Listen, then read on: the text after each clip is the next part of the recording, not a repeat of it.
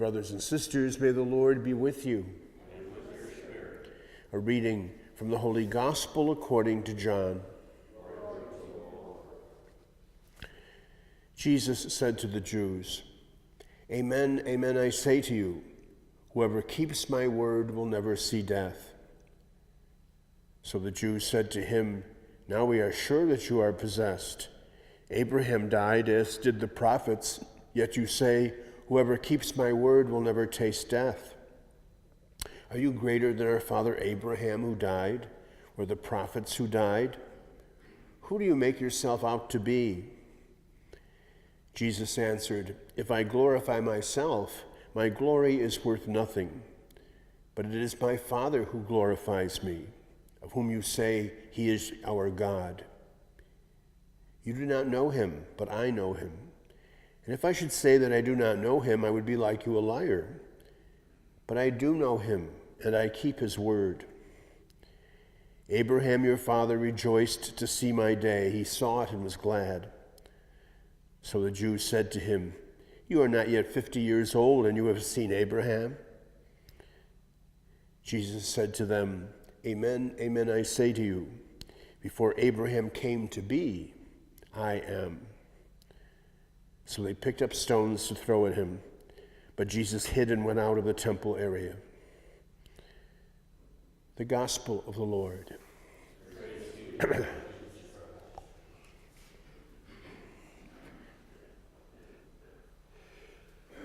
On Tuesday, we began hearing from this segment of John's account of Jesus' mission as he begins to lay out for us the reasons underlying the ultimate crucifixion and death of Jesus. And as you recall, we saw for the first time those words that marked the name of God given to Moses, "I am," that Jesus uses a couple times on his own behalf.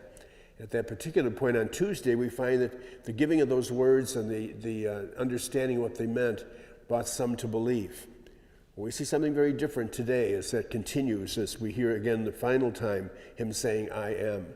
But in this case, people are willing to stone him because what he is suggesting in their minds out of a sense of faith becomes for them rather a word of blasphemy. Faith makes all the difference as to how we react to situations or crises in our life.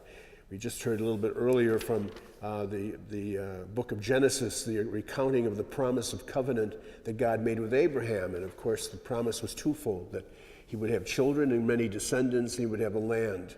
And I'm sure after he had the faith initially to accept that message, he kept waiting for it to happen, and it didn't happen right away, because he was very old when finally he had a child. And his descendants were the ones who received the land. And yet he was able in the process of all of that to put it into context and to allow with patience for God's plan to unfold as he saw fit.